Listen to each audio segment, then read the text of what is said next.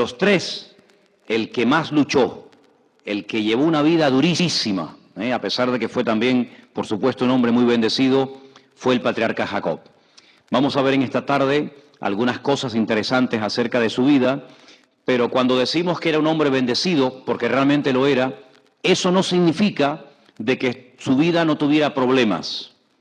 Es más, yo confío en el Señor de que a nosotros jamás nos vengan los problemas que le vinieron a la vida de Jacob. Fue una vida muy dura. Solamente les pongo un pequeño detalle. Cuando él va a Egipto, cuando se entera de que su hijo José está vivo, el faraón le pregunta, ¿cuántos años tienes? Y Jacob le dice la edad y le dice, los años que tengo son pocos y difíciles, años duros, porque hasta en su propio cuerpo, Jacob llevaba secuelas de su lucha con la vida, ¿no? Vamos a ir a Génesis capítulo 28, donde Jacob hace un voto. Sabemos que hoy en día hay gente que hace promesas, que hacen votos, y bueno, a veces lamentablemente la gente se complica la vida prometiendo cosas que después no van a poder cumplir. La Biblia nos advierte el peligro de prometer cosas que luego no cumplimos. Pero Jacob hace un voto cuando tiene que huir de la casa de sus padres porque su hermano Saúl lo quiere matar. Y ese voto lo encontramos en el capítulo 28, Génesis 28, 20. ¿Lo tienen, hermanos? Dice, Jacob hizo un voto y dijo, número 1, si Dios fuere conmigo y me guardare en este viaje en que voy, si me diere pan para comer, vestido para vestir, y si volviere en paz a la casa de mi padre, el Señor será mi Dios. Fíjense lo que Jacob pide. Pide que la bendición o que la presencia del Señor esté con él, que lo guarde de todo peligro y de todo lo mal en el camino, que le dé pan, es decir, sustento, ropa, y que pueda volver algún día a la casa de sus padres en paz.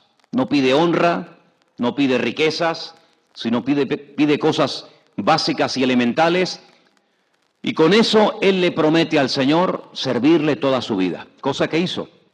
Y pone en el versículo 22 lo siguiente, y esta piedra que he puesto por señal será casa de Dios, y de todo lo que me dieres, el diezmo lo apartaré para ti. ¿Qué es el diezmo? La 10ª parte de las entradas que uno tenga. Pero lo curioso es que ya si pueden apagar ahí por favor, porque se me están moviendo todas las páginas de la Biblia. Lo curioso es que su abuelo, el patriarca Abraham, dice que un día cuando se encontró con un tal Melquisedec, también le dio los diezmos de todo el botín que había obtenido en una batalla. Ahora vemos otra vez a Jacob dando el diezmo de lo que él recibiera en el futuro o prometiendo darlo. Y lo curioso es que de dónde habían sacado esta gente esta enseñanza. Porque ellos no tenían una Biblia. Todavía la ley, los primeros 5 libros de la Biblia no se habían escrito. ¿Cómo sabían ellos? ¿Cómo sabía esta gente que a Dios había que darle el 10%? Bueno, la verdad es que no hay una explicación bíblica. Lo que está bien claro es que la enseñanza se transmitía de padres a hijos y Jacob tuvo claro que si el Señor lo bendecía y el Señor lo prosperaba, él se comprometía a darle al Señor el diezmo de toda entrada que él recibiera. Es curioso notar que Dios no le pidiera nada, pero él le ofrece al Señor darle esa proporción en ofrenda, ¿no? Hoy en día la gente se pregunta, ¿se pueden hacer votos? ¿Se le puede prometer al Señor algo si a cambio el Señor responde una oración en la línea en la que consideramos conveniente? Mire, hermano, yo le digo sinceramente, en el Nuevo Testamento vemos en una ocasión, no hablo del Antiguo Testamento, vemos en el Nuevo Testamento, en una ocasión al apóstol Pablo visitando a los líderes, a los pastores de la iglesia primitiva en Jerusalén, y le dicen a Pablo, como por ahí se han comentado y se han dicho muchas cosas en tu contra, tenemos aquí a unos hermanos que tienen hecho un voto. Y el voto en aquel momento que habían hecho estos hermanos, esta gente, era raparse la cabeza. Dice, ¿por qué no te vas con ellos al templo y entras con ellos y así tapamos bocas y las habladurías y así de esa manera la gente ve que no eres una persona que va en contra de la ley de Moisés, sino que tú también la estás respetando? Todos sabemos que el apóstol Pablo fue con estos hermanos al templo de Jerusalén a cumplir este voto y no sirvió absolutamente para nada. Lamentablemente a veces la gente se ata, ¿sabes? Se ata espiritualmente sin querer a promesas que no tienes por qué hacer. Hay gente que utiliza hacer un voto como un trueque. ¿Me explico? Si tú me sanas, yo te doy no sé qué y no sé cuánto. Si tú me ayudas en esto, esto y aquello, yo a cambio, hermano, no tenemos que movernos así con el Señor. ¿Qué es lo que pide el Señor de nosotros? Que tengamos fe. Amén. Que tengamos fe. En ningún momento el Señor nos dice que tenemos que hacer un voto, que tengo que darle tanto dinero o tengo que darle no sé qué propiedad a cambio. Y la pregunta es, ¿y si Dios te responde? Porque Dios siempre responde. Pero si Dios te responde de una forma diferente a la que tú esperabas, entonces ¿qué? ¿Ya no cumplimos con el voto? ¿Vamos a dejarnos de hacer votos? Y dice la Biblia que el justo por la fe vivirá. Si el Señor me quiere dar, si el Señor me quiere dar algo concreto, si el Señor me quiere sanar, si el Señor me quiere dar aquello que le he pedido, bien. Y si Él no quiere dármelo, pues igualmente le voy a seguir adorando. ¿Cuántos dicen amén? Porque yo lo dije en una ocasión, cuando a ti te hacen una pregunta, tú puedes responder de dos maneras, sí o no. Y Dios siempre responde, no guarda silencio ante la oración de su pueblo. Pero a veces responde no. Y a ti no te gusta que responda no, pero ya te ha respondido. Y a veces responde sí. Por lo tanto, no tenemos que caer en el error de atarnos haciendo promesas y haciendo votos, porque el Señor lo que pide de nosotros es que le obedezcamos, que seamos fieles, que tengamos fe en Él y para de contar. ¿Cuántos dicen amén? Pero yo quería leerlo para que veáis cómo en aquellos tiempos la gente a veces se movía haciendo promesas o haciendo algún voto. Sobra el decir que Jacob cumplió. Jacob cumplió literalmente con el voto que le hizo al Señor, porque aunque él se fue con las manos vacías, él vino con las manos llenas. Vimos el domingo que él cuando se tiene que encontrar con su hermano Esaú, que se entera que viene con 400 hombres contra él, dice la Biblia que él tuvo miedo. Jacob tuvo miedo, era un hombre de fe, un hombre que tuvo revelaciones tremendas, visitas de ángeles en más de una ocasión, pero sin embargo él confiesa que tiene miedo. Dice, mira, tú vas con tus mujeres, con tus niños pequeñitos, tú vas con tus ganados, con tus animales, pero tu hermano viene contra ti con 400 hombres. Y dice la Biblia que él reparte a la familia por distintos campamentos, él se va a orar y él le confiesa al Señor, Señor, tengo miedo. Pero el Señor, en fin, vimos cómo se encuentra con él, lo bendice, lo fortalece, lo anima, ¿verdad? Pero él fue fiel al Señor. Los más de 20 años, y esto es una cosa que yo quiero recalcar esta tarde y hablar un poquito. Los más de 20 años que él pasó con Labán. ¿Quién era Labán? Era su suegro, el hombre que le dio sus hijas, pero no a cambio de nada, sino después de mucho trabajo. Labán era una persona que era un idólatra.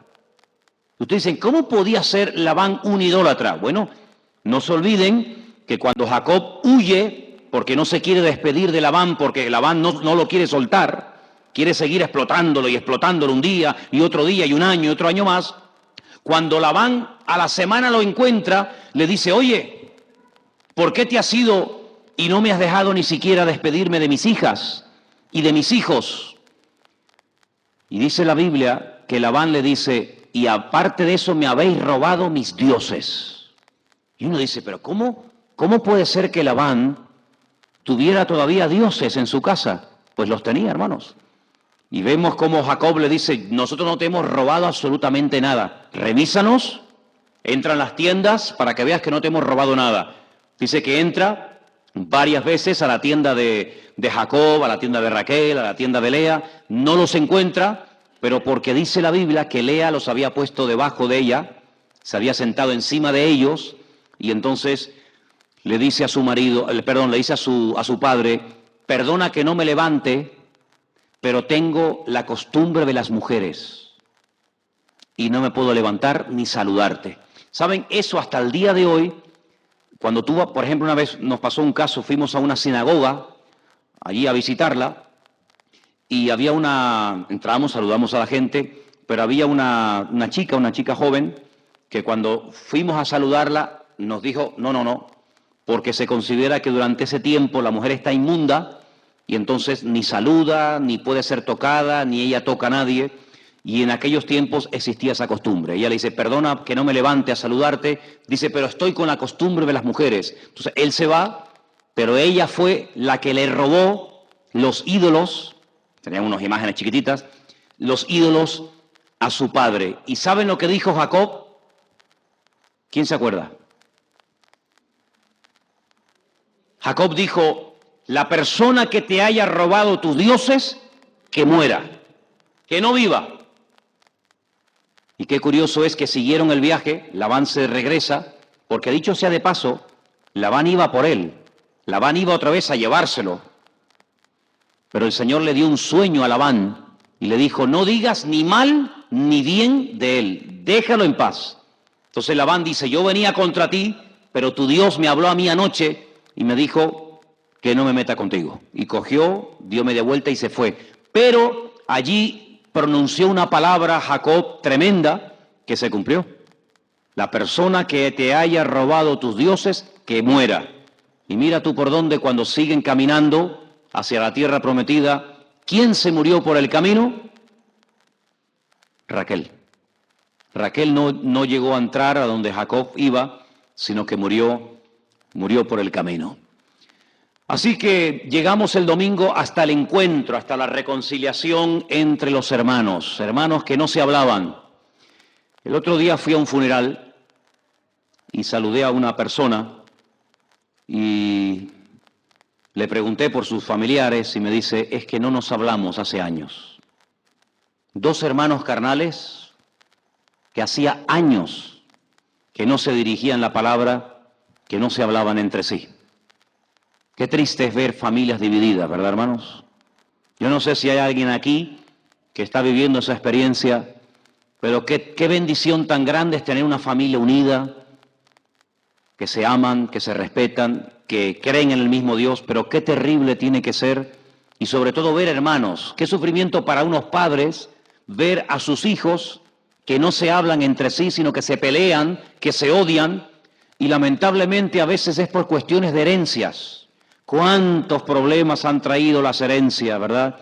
Porque le tocó a fulano una cosa que yo quería, porque al otro le diste más que a mí, porque parece que a mí no me quieres y al que tú quieres es a tu ojito derecho. Y qué triste es cuando a veces las familias se dividen por cuestiones económicas. Espero que eso nunca se produzca entre nosotros. Pero hoy leía algo que me llamó mucho la atención, después lo vamos a ver. Ustedes se acuerdan que yo dije el domingo que cuando Jacob y Esaú vivían con sus padres, ¿quiénes eran sus padres? Isaac y Rebeca, ¿sí o no? Dice que Isaac amaba a Esaú y su madre Rebeca amaba a Jacob. Y eso es algo que nunca se debe de producir en nuestras familias. Que el padre quiera más a uno que al otro o viceversa, eso a la larga no trae más que problemas. Pues ¿sabe lo que leía hoy? Hoy leía que Jacob, al que verdaderamente amaba, era José. De hecho, lo tenía como el niño bonito, le dio una ropa, una túnica de colores para diferenciarlo. Fíjate que lo que él vio en el hogar, esa división entre papá y mamá, que uno quiere a uno y otro quiere al otro, eso que él vivió en su carne, después él lo reproduce en su familia, no digo rechazando, pero sí amando a un hijo más que a otros.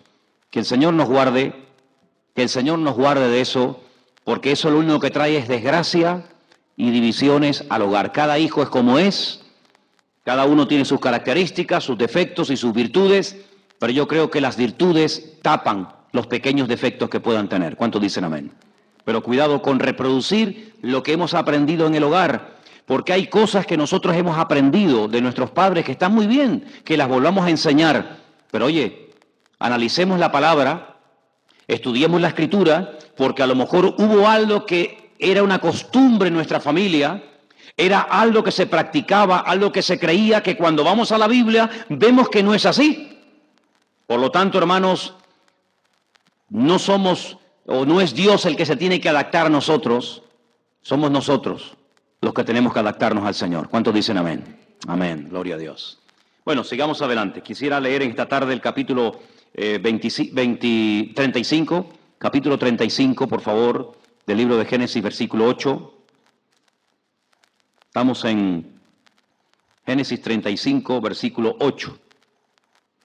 Me llamó la atención que en este capítulo hay 3 personas que se mueren. Me llamó la atención y quería hablar un poquito acerca de esto. A veces hay capítulos que hablan de muchas cosas, pero a veces, por ejemplo, hay capítulos en la Biblia que aparecen varias cosas como que se repiten. Por ejemplo, Lucas capítulo 15. En Lucas capítulo 15 hay 3 cosas que se pierden. ¿Alguien recuerda? 3 cosas que se pierden en el capítulo 15 de Lucas.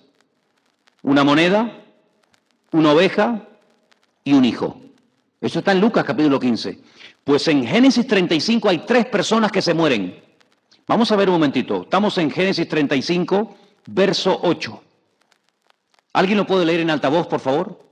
Génesis 35, 8.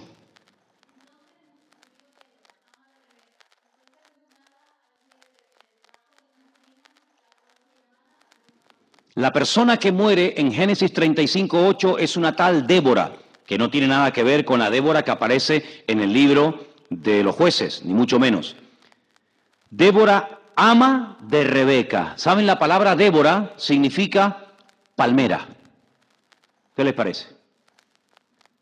Si vamos al versículo 19, Loli, ¿me lo puedes leer, por favor? ¿No tienes gafas? Marcos sí tiene gafas. Venga.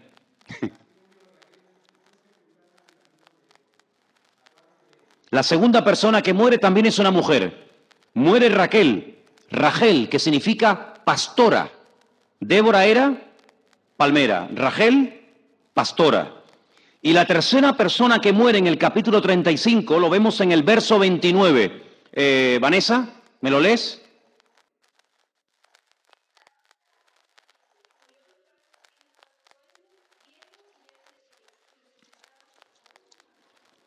Murió Débora, cuyo nombre significa palmera.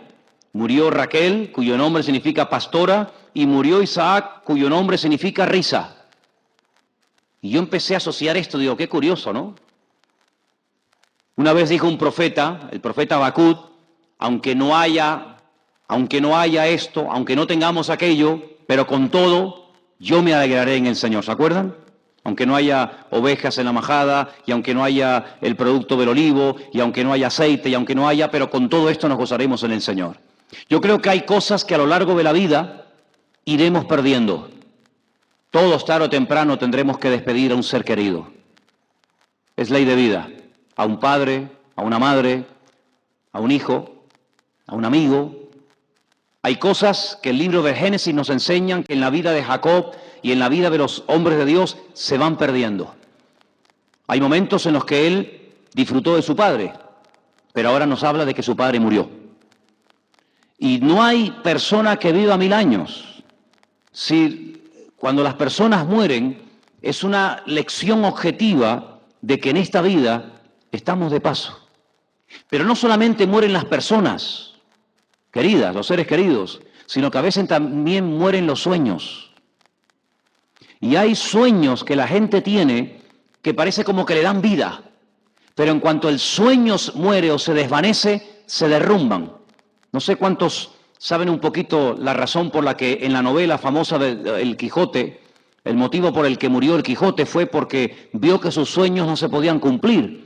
Cuando él está agonizando en la cama y se le acerca Sancho Panza y le dice, pero todo lo que has soñado, la vida que has querido llevar a cabo, es toda irreal, es toda ficticia, son sueños, son delirios de grandeza. Has estado soñando con caballería y con soldados y con ejércitos. Todo eso es mentira, eso no tiene nada que ver con la realidad. Cuando el Quijote reconoce que sus sueños son irreales, que no se van a cumplir nunca, automáticamente muere. Y tenemos que tener mucho cuidado con qué ilusiones, con qué sueños tenemos en la vida. Porque es bueno tener, por así decirlo, un sueño, una ilusión, una meta, algo, pero miremos siempre lo que Dios quiere para nuestra vida. A lo mejor el sueño, la ilusión que tú tienes, a lo mejor es de Dios. Bueno, gloria a Dios, está bien. Jacob tuvo sueños y el Señor le mostró en sueños lo que él iba a hacer, lo que le iba a ocurrir. Tenemos el caso de José. José tuvo sueños, pero no eran delirios de grandeza. No era la carne que quería regocijarse con algo o con alguien. No, eran sueños de Dios. Y tenemos que tener mucho cuidado con qué metas, con qué sueños tenemos que tener en la vida, porque hay cosas que lo único que fomentan es una vida ficticia, una vida irreal, que no tiene nada que ver con la voluntad de Dios para mi vida, ¿no? Y me llama la atención que la Biblia relata muchas veces el nacimiento de personajes, pero también relata su muerte, como diciendo, aquí estamos de paso. Pero gloria al Señor que para nosotros los creyentes la muerte no es el fin de todo. ¿Cuántos dicen amén? El apóstol Pablo le escribía una vez a unos hermanos en la iglesia en Tesalónica y decía, hermanos, nosotros no somos como los que no tienen esperanza. Hay gente que la muerte es el fin de todo. Nosotros tenemos una esperanza viva. Dice, y si Cristo, y si sabemos, o si creemos que Cristo resucitó, ¿cuántos creen eso? Pues si creemos que el Señor resucitó, también nosotros resucitaremos algún día. Y no solamente nosotros, sino que aquellos hermanos y amigos y padres que murieron en Cristo y murieron en el Señor, pues también vendrán con Él. Por lo tanto, nosotros no es el caos, el enterrar, el despedirnos de un hermano, porque si también él tenía su fe puesta en el Señor, algún día se producirá un reencuentro. ¿Cuánto dicen amén? Así que hay sueños que tienen que morir. Hay cosas que mejor abandonarlas y dejarlas ahí, punto. Pero fíjate qué tremendo. Hay un pasaje que ya lo estudiaremos más adelante. Es cuando él da por muerto a su hijo José. Le han dicho que su hijo José ha sido devorado por una bestia. Y él lo da por muerto. Y a partir de ese momento, hasta que él se reencuentra con su hijo José después de un montón de años, pues él lo pasa mal. Él está triste. Él deja ya de tener aquellos encuentros con ángeles que tenía hasta que se vuelve a producir el reencuentro que ya hablaremos en su momento. Pero quiero que leamos ahora dos terribles experiencias que este hombre tuvo. Espero que nunca jamás nos ocurra a nosotros esto, pero para que veáis los tremendos sufrimientos por los que tuvo que pasar Jacob. En el capítulo 34, versículo 1, nos dice el libro del Génesis que Jacob tuvo una única hija, tuvo 12 hijos varones, que son las famosas 12 tribus de Israel, y solo una hija, Dina. Y vamos a ver qué ocurrió, porque después del reencuentro, después de la reconciliación entre hermanos, él se va a vivir a una ciudad, compra unos terrenos muy cerca de una ciudad llamada Siquem, y vamos a ver qué ocurrió allí. Estamos en Génesis 34. Salió Dina, quédense con esa expresión, salió. Había un campamento donde todos vivían juntos. La ciudad de Siquem estaba allá, y Dina sale del campamento. Y dice que salió Dina, la hija de Lea, la cual ésta había dado a luz a Jacob para ver a las hijas del país. Aquí hay mucha tela que cortar, ¿saben? El salir del campamento significa mucho más que decir, bueno, voy a dar un paseo, voy a dar una vueltita. Salir del campamento significa, número uno, salir de la cobertura que le proporcionaba el campamento. En el campamento había paz, en el campamento había seguridad, allí estaba la presencia de Dios con ellos. En Siquem, lo único que hay es libertinaje, la vida desenfrenada del mundo, y esta chica lo que hace es que sale de la protección de su padre, no le dice nada al padre, fíjense que no dice, papá, mira, me dejas ir a a Siquén a dar un paseo, sino que ella sale del campamento. Es tremendo. Y lo curioso es que solamente se menciona el nombre de su madre. Fijaros que dice, salió Dina, la hija de Lea. Pero no solamente era hija de Lea, también era hija de Jacob. ¿Por qué se menciona solamente en este hecho de salir del campamento a la madre y no al padre? Bueno, la explicación que se da es que hay un momento en el que Jacob venía del campo y la Escritura dice, o nos da a entender, que sus dos esposas, Raquel y Lea, y sus criadas o concubinas estaban en el campamento. Él llegaba al campamento y él decidía con quién esa noche quería estar. Pero hay un pasaje donde dice la Escritura que Lea salió también del campamento y se va al campo a buscar a Jacob y le dice, esta noche te acuestas conmigo. También Lea salió del campamento. Se ve que lo que se quiso de alguna manera reflejar en esto de que salió y era hija de Lea es el hecho de que se parecía mucho a la actitud de su madre. Es decir, Lea hay un momento en el que sale al campo a buscar a Jacob. Y esta chica ahora sale del campamento para ver cómo viven los demás. Y por eso se menciona solamente el nombre de su madre y no el nombre de su padre. Y algunos comentarios añaden a este texto el versículo de Ezequiel que dice, tal la madre, tal la hija. Si lo mismo que un día hizo su madre, ella ahora lo vuelve a hacer. Hay muchas cosas en la vida que condicionan nuestra forma de ser. Por ejemplo, la educación que recibimos. Todos los que estamos aquí hemos recibido una educación, unos principios, mejor o peor, y eso dicen los expertos que condiciona nuestra forma de vivir, nuestra forma de hablar, nuestra forma de comportarnos, la educación que hemos recibido. Algo que también forma nuestro carácter es dónde nos hemos criado. No es lo mismo haber nacido en Venezuela que en Japón. No es lo mismo haber sido criado en Oriente Medio que en Europa. Es decir, la costumbre, el clima, las tradiciones, todo eso también tiene un valor. Por lo tanto, es muy importante que nosotros nos paremos, y tal vez al principio no le demos importancia a esto, pero ustedes saben que cada pueblo tiene su característica, ¿sí o no? Incluso cada provincia y cada región tiene su característica. Me imagino que en todos los países del mundo, y si no lo podemos preguntar ahora para que veáis, me imagino que aunque sea el mismo país, dentro de ese país hay provincias o hay regiones o ciudades que tienen una característica diferente a la de la otra ciudad, ¿sí o no? Por ejemplo, en Venezuela, no sé si es así o no, pero en Venezuela hay alguna provincia, alguna ciudad que tiene una característica típica de esa zona y no de otra. ¿No? ¿En Alemania? ¿Sí? Por ejemplo, ¿quiénes en Alemania son diferentes y el alemán sabe que esa gente es distinta? No digo ni mejor ni peor, sino son diferentes, aunque sean también alemanes. El norte del sur no tiene nada que ver, y el este del oeste exactamente igual. Bien, ¿en Cuba? En Cuba también, yo fui allí y me dijeron, no, es que los de tal sitio son no sé qué y los de otro son no sé cuánto. No vamos a entrar en detalle porque después esto lo va a ver mucha gente, ¿no? En Colombia, también. ¿Quiénes son allí en Colombia, por ejemplo? Los de Medellín, los de la costa son diferentes a los de la capital, digamos. Ok, bien. Así que eso también nos condiciona. Eso también, quieras que no, marca nuestra forma de ser, nuestra forma de vivir, nuestra forma de pensar. Con toda esa mezcla de cultura, de tradición, de educación, de no sé qué, venimos al Señor.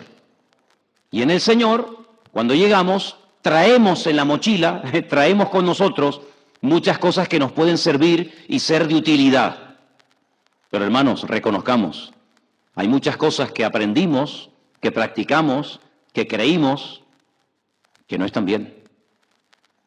Que no están bien. Hay, por ejemplo, culturas donde la mentira se ve bien, no se ve mal.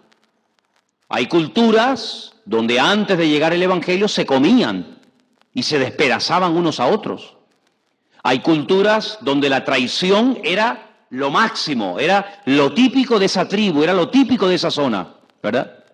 Conocí hace muchos años a un antropólogo cristiano que me hablaba acerca del tremendo problema o del tremendo trabajo con el que se encontraban los traductores de la Biblia cuando llegaban a ciertos y determinados lugares y decían, ¿cómo traducimos estos conceptos?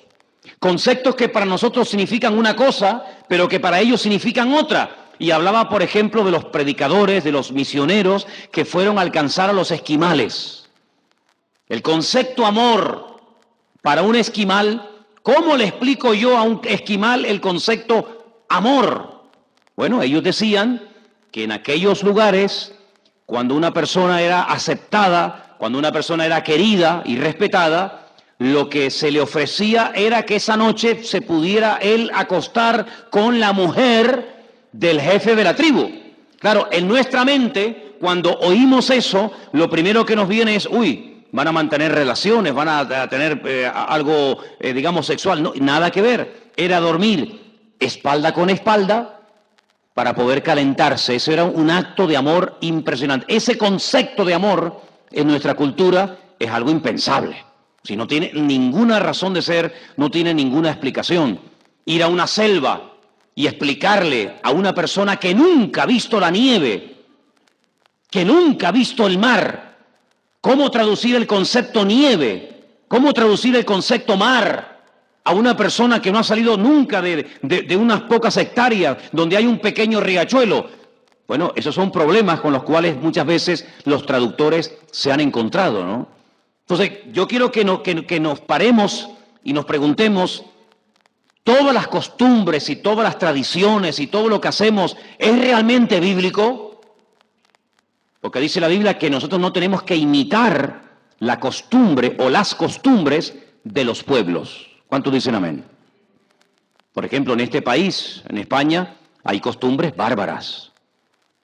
Sí, durante siglos, pues se ha cogido, por ejemplo, a una cabra viva y se le ha tirado del campanario contra el suelo. Y cuando tú decías, pero esto es una barbaridad, esto es loco, y decías, no, esto es una tradición.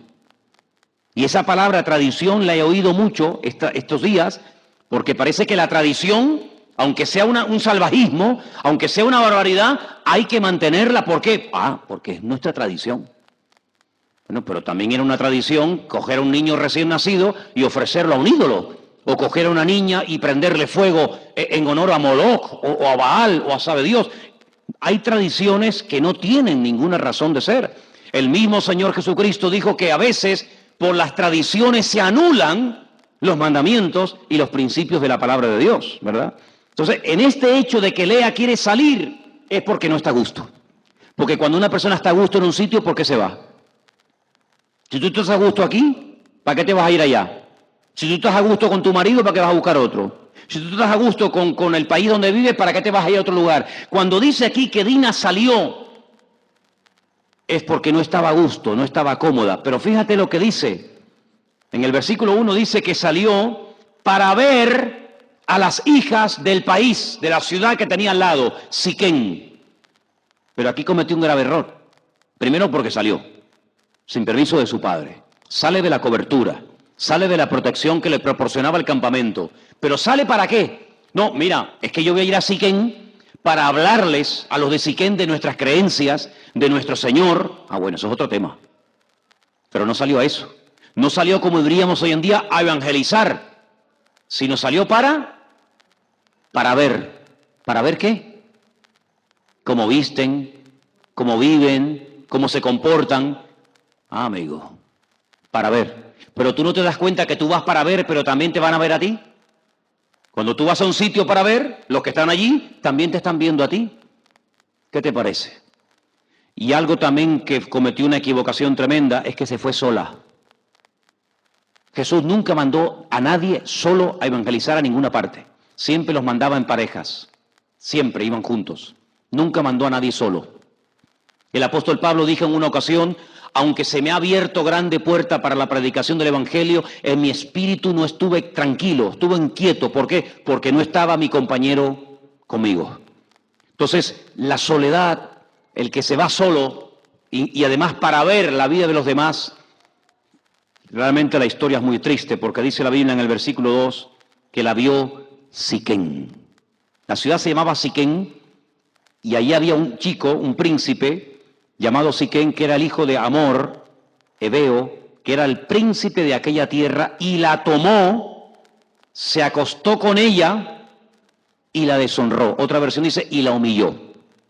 No solamente da a entender el texto que se acostó con ella, la violó, sino que después la humilló. Ya ahí no vamos a entrar en detalle. Pero fíjate, ella salió a dar un paseo, a ver cómo vive esa gente, a ver cómo son, cómo visten las chicas, cuál es la moda, cómo se visten ellas, que seguramente será diferente a nosotras. Pero aquello que empezó aparentemente muy bonito, terminó en una violación. Si hubiera ido acompañada, si hubiera orado, si le hubiera pedido permiso a su padre, seguramente esto no habría ocurrido. Pero fue violada, fue deshonrada, fue humillada. Y dice en el versículo 3, pero su alma, el alma del que la violó, se apegó a Dina, la hija de Lea, y se enamoró de la joven y habló al corazón de ella. ¿Cómo se puede enamorar en una sola noche un violador de una chica? ¿No estaremos confundiendo amor con pasión? Porque no tiene nada que ver una cosa con la otra. ¿Saben la historia de Judá y Tamar? Amón y Tamar. ¿Conocen la historia? Eran hijos del rey David.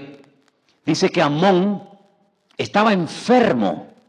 Se llegó a enfermar porque estaba obsesionado con acostarse con su hermana Tamar. Y Tamar le dijo, bueno, si tanta pasión y tanta locura te ha dado por mí, no abuses de mí. Esto no es la forma de proceder. En Israel no nos comportamos como salvajes, como animales.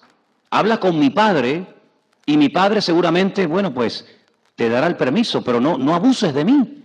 Dice que se fingió estar enfermo. Yo creo que ustedes saben la historia, ¿no? Se fingió estar enfermo y dice, dile a Tamar que venga a servirme porque ella me atiende muy bien.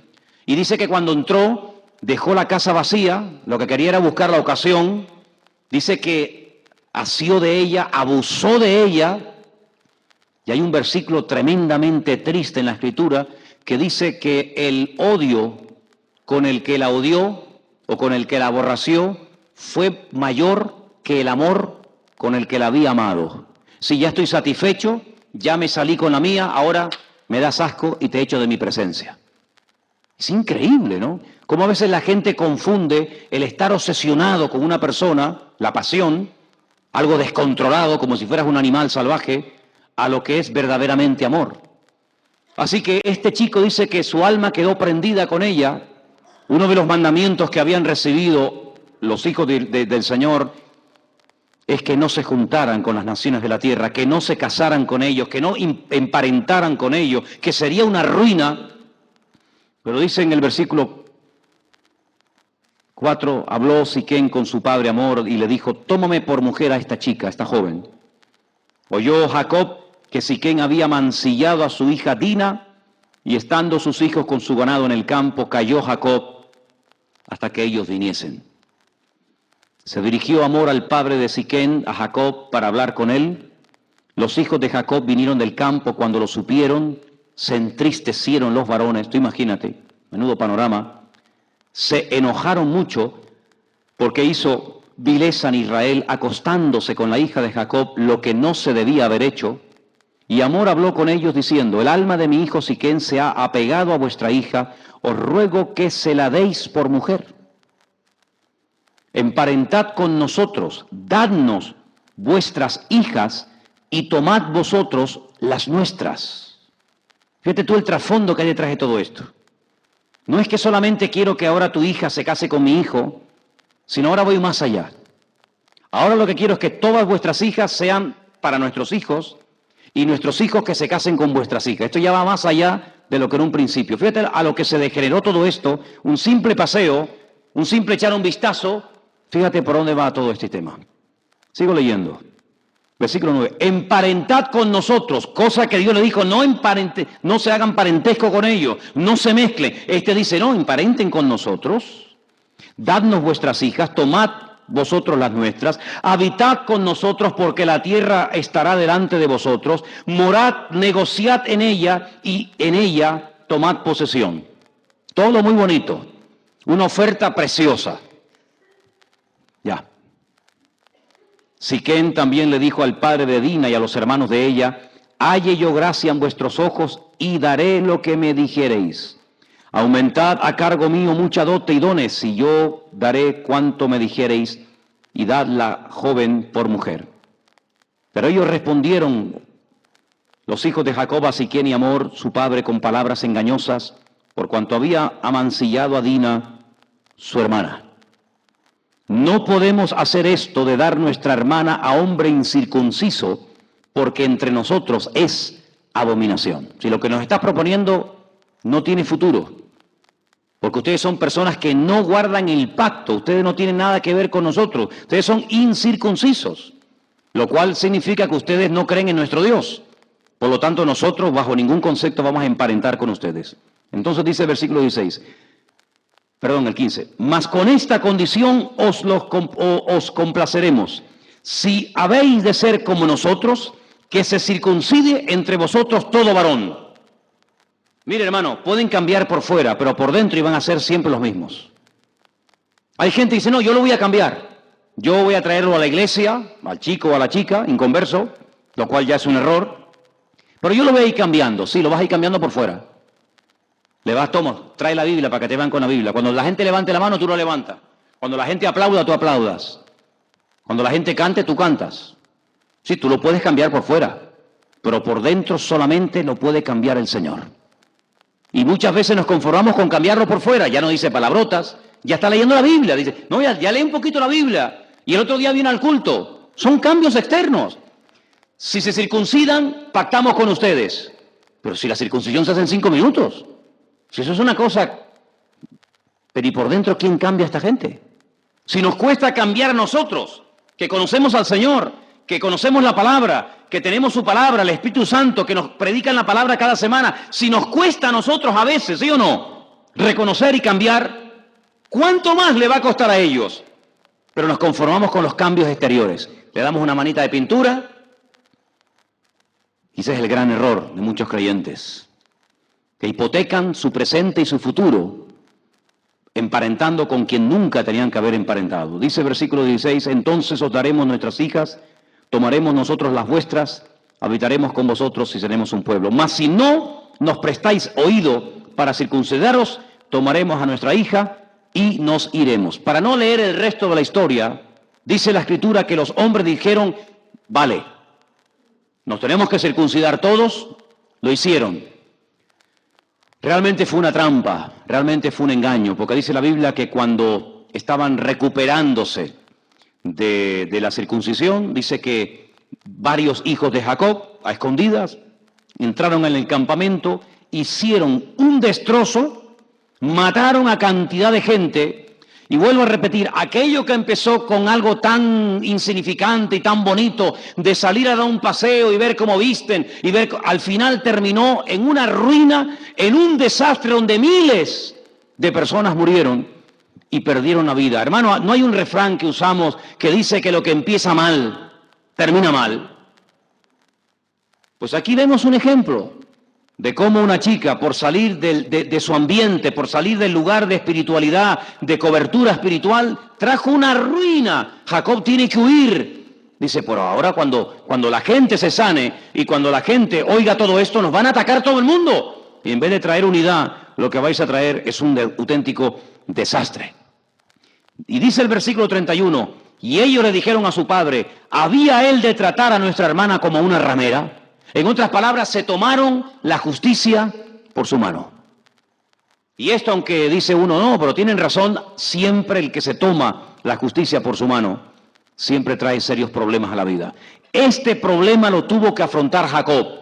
Un problema más, una hija violada, sin necesidad, unos hijos desobedientes que engañan a una ciudad entera, cuando aparentemente parece que Siquem se había convertido, ellos aprovechan para atacarlos y matarlos, y Jacob tiene que huir, un problemón tremendo. Pero no solamente tuvo este problema, capítulo 34, sino que en el capítulo 37, y es el último que vamos a tocar, dice, habitó Jacob en la tierra donde había morado su padre, en la tierra de Canaán. Esto significa, cuando ya se pasó el follón este de Siquén, de la violación de la niña, y ya estamos tranquilos, y dice, cuando ya habitar la Shevet, cuando ya se sentó, cuando ya dice Jacob, bueno, ya está, venga, vamos a pasar la página, vamos a tomar posesión de la tierra, vamos ya a disfrutar un poco de la vida, le viene otro problema peor encima.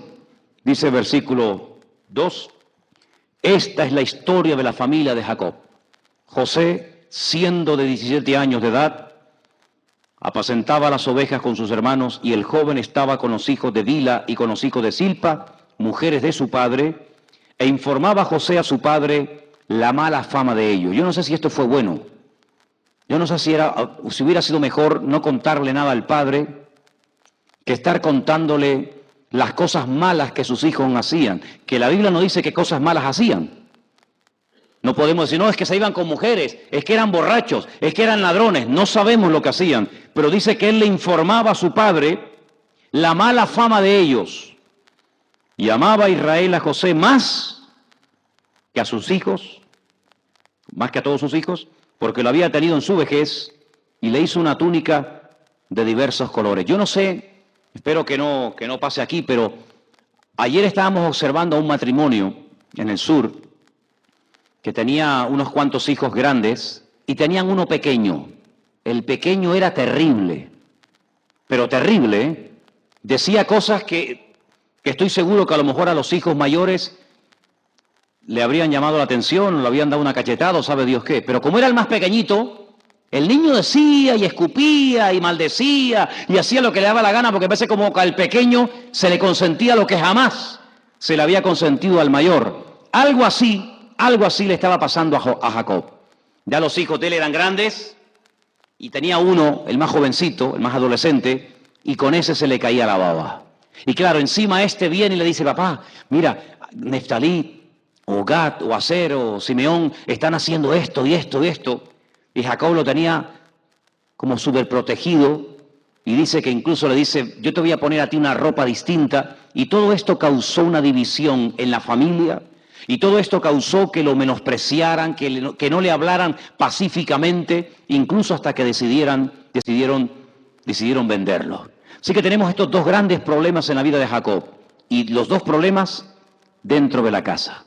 Uno con una hija que es violada, sus hijos toman venganza de la ciudad de Siquén, la destrozan, y ahora al que más ama, al que más quiere, se lo arrebatan. Lo vamos a dejar aquí, pero solamente te comento algo para que medites. ¿No te has preguntado, Jacob, un hombre que ve ángeles, cantidad de veces? Ángeles van, ángeles vienen, Dios lo bendice, Dios lo prospera. Tú ves la vida de Jacob desde que sale de la casa de sus padres hasta que regresa, todo es bendición, hay problemas, ¿verdad? Pero bendiciones, Dios lo prospera, Dios lo bendice. Con Labán, los 20 y pico de años no lo cambiaron, sino él siguió manteniendo su fe y su confianza en el Señor. Con su hermano logra reconciliarse, con el Señor de mil maravillas, el Señor dice, voy a estar contigo, te voy a bendecir. Los ángeles vienen, pelea con un ángel. Bueno, es una gloria tremenda. Y llegan unos hijos y lo engañan. ¿Y no te has preguntado nunca cómo un hombre con tanta espiritualidad y con tanta revelación de Dios, cómo es posible que en todos esos años Dios nunca le dijo, Dios nunca le reveló? Mira, es mentira, José no está muerto, José está vivo. Estos son unos sinvergüenzas que te están diciendo que tu niño ha muerto, pero está vivo. Más de 17 años, casi 20, José está destrozado porque no sabe, Jacob está destrozado porque no sabe nada de José. Dios nunca le dijo, Dios nunca se lo reveló. La pregunta es ¿por qué? ¿Por qué Dios como que pasó el velo y no le dijo, mira, lo que pasa es esto y esto? Por una sencilla razón, porque lo engañaron utilizando sangre. ¿Sabéis la historia, verdad? Lo engañaron utilizando sangre de un animal. Y la Biblia nos habla muchísimo del poder de la sangre. Hablaremos de esto Dios mediante. La Biblia dice que mataron un animal, con la sangre de ese animal mancharon la túnica de colores, y le dijeron al padre, mira a ver si reconoces esto. Y él cuando ve empapada la túnica de colores en sangre, se pone a llorar y dice, este era de mi hijo. Dice, una mala bestia lo ha comido. Y pasan un montón de años y a Jacob nunca se le revela ni en sueños, ni con un ángel, ni con nada. No se le revela a Jacob que su hijo está vivo, y todo es porque hicieron una mala utilización de la sangre. Pero tú mira a Jacob, ¿él engañó, sí o no? ¿Engañó alguna vez Jacob? Sí. ¿Fue engañado Jacob? Sí. ¿Fue engañado Jacob? Claro que sí. ¿Con qué engañaron a Jacob? Con sangre. ¿Con qué engañaron al que engañó a su padre con sangre? Con el mismo animal con aquel engañó a su padre. Es decir, es como algo que se va repitiendo. Por eso es bueno que paremos en nuestra vida, y hay que ser muy honesto, y hay que ser muy sincero delante del Señor, para decir, Señor, hay algo repetitivo en mi casa, hay algo repetitivo en mi familia, hay algo repetitivo en mi entorno, y es que se va repitiendo algo como sin querer, pero siempre vuelve otra vez. Ahí hay que pararse. Ahí hay que pararse y orar al Señor. Sí, Señor, tienes que darnos luz. Tienes que mostrarme qué está pasando aquí. Porque la Biblia dice, el Señor nos enseña en su palabra, que Él nos quiere llevar de bendición en bendición, y de victoria en victoria, y de triunfo en triunfo. Cuando no voy en ese camino, sino que cada cierto tiempo, cada X año, se vuelve a repetir algo que yo creía que ya estaba superado, tienes que pararte. Porque la Biblia habla muchísimo acerca de que a veces como que hay una semilla que no se le da importancia, pero luego vuelve a brotar con el paso de los años.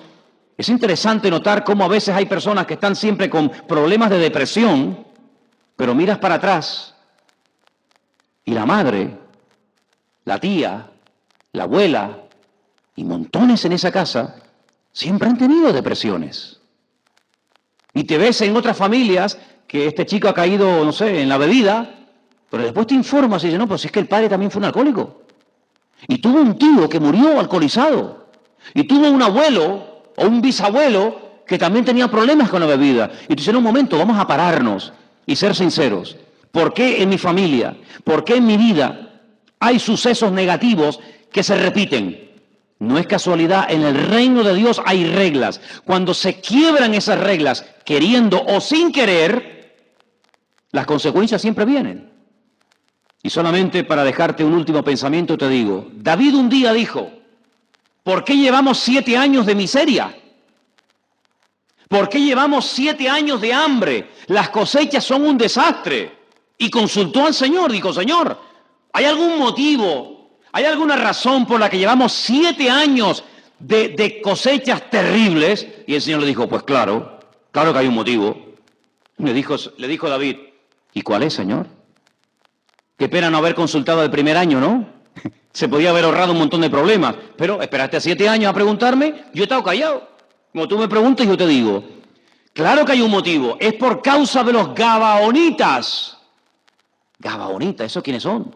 Ah, amigo, la Biblia dice que José estaba acampado en el desierto y viene un montón de gente que eran los gabaonitas de Gabaón, y dice que vienen con ropas viejas, andrajosas, como si fueran mendigos, con la comida, con el pan todo mohoso, todo pasado. Y dice, nosotros cuando salimos de nuestras tierras, salimos con ropas nuevas, con el pan fresco. Pero mira, hemos viajado tantos y tantos kilómetros, llevamos semanas y meses viajando, y cuando llegamos aquí, venimos hechos polvo. Y Josué les dice, ¿y qué quieren ustedes? Nosotros queremos hacer un pacto con ustedes, queremos llevarnos bien, que ustedes nunca nos van a atacar a nosotros, que nunca van a quemar nuestras ciudades, ni violar nuestras mujeres, ni destruir nuestras tierras.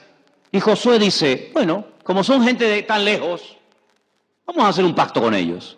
Venga, un pacto de no agresión. Ay, amigo. Al día siguiente le llegan a Josué y le dicen, oye, que hemos metido la pata. ¿Por qué? Porque son de aquí al lado. Son vecinos, que no, que son de muy lejos, que no, que viven aquí al lado. Y los llama y le dice, me habéis engañado. ¿Por qué me habéis engañado? Dice, porque sabemos que Dios está contigo. Y como el Señor le había dicho a Josué, no hagas pacto, no hagas alianza con ninguna nación, échalos. Ellos tuvieron miedo y dijeron, antes de que nos extermine, hagamos un pacto. Y mira lo que dice la historia, y ahí viene lo fuerte. Y esto pasó porque no consultaron con Dios. Si hubieran dicho, un momento, ¿dónde son ustedes? Dice, no, somos de muy lejos. Vale, muy bien. Hermanos, vamos a orar. Señor, muéstranos la verdad. ¿Esta gente es sana? ¿Esta gente viene con doble intención? ¿Esta gente son de lejos o son de aquel lado? Háblanos. El Señor le ha dicho, ni se te ocurra. Si son vecinos tuyos, lo que quieren es meterse entre ustedes para cambiar vuestras costumbres, para meter su idolatría y para echarles a perder. No hagas pacto con ellos. No consultaron al Señor, se dejaron llevar por su experiencia, hicieron un pacto con ellos y al día siguiente Josué les dice, ya nos podemos matar. Ya no podemos agredirles porque ya hemos hecho un pacto con ustedes, hemos dado la palabra. ¿Qué hacemos ahora? Bueno, cada vez que tengamos que sacar agua de algún pozo o buscar agua en el desierto, los vamos a mandar a ellos. Y cada vez que tengamos que cortar madera para los sacrificios, los vamos a mandar a ellos. Los tendremos como sirvientes, pero no podremos nunca matarlos. ¿Pilláis la historia? Llegamos a David y David dice, ¿por qué llevamos 7 años pasándolo mal? 7 años, hermano. Y el Señor dice, es por causa de esa gente de los gabaonitas. Y consulta y dice, a ver, ¿qué pasa? ¿Qué pasa? Resulta que Saúl había matado a los gabaonitas cuando Josué les había prometido que nunca los mataría. Pero Saúl comenzó a matar y a matar y a matar a gabaonitas. Rompió el pacto, rompió la palabra. Y el Señor dijo, sí, ustedes prometieron no atacarles, los han atacado y los han destruido, el hambre vendrá a la tierra. Entonces dice David a los gabaonitas, ¿y ahora qué podemos hacer? ¿Cómo hacemos para solucionar este problema? Porque ustedes tienen razón. Hemos hecho un pacto con ustedes, lo hemos roto y por eso tenemos las consecuencias. Y dicen, 7 descendientes de la casa de Saúl, busca 7 descendientes. Él protegió a Mefiboset, ¿se acordáis que había hecho un pacto? Búsqueme a 7 descendientes del rey Saúl. No, ahí los tienen. Se los llevan los gabaonitas, los ahorcan, matan, 7 años de hambre, 7 descendientes de Saúl, al año siguiente la cosecha, impresionante. Rompieron la maldición. Entonces, esto no es una broma, esto es algo para tomárselo muy en serio. Cuando las cosas no salen como Dios manda, cuando las cosas no salen como Dios ha prometido, mi obligación es pararme y decir, vamos a orar por si acaso hay algo que se me ha colado, algo que me he despistado, y son los lugares donde el enemigo se hace fuerte y muchas veces aceptamos algo como normal, pero de normal no tiene absolutamente nada. De esto hablaremos las próximas semanas. ¿Les parece, hermanos?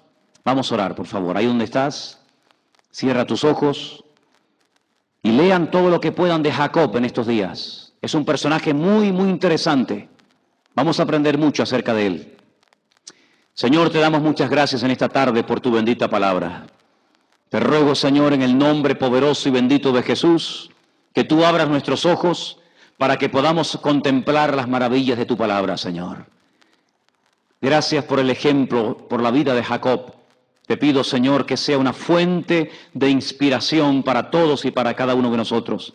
Gracias porque él creció, él maduró, él cambió y de Jacob pasó a llamarse Israel, príncipe de Dios.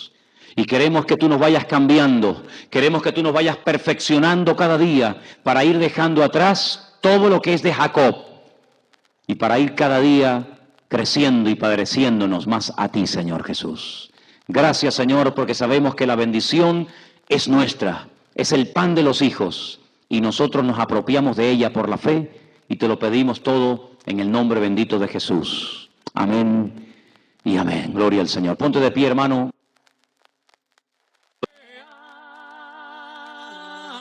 Señor.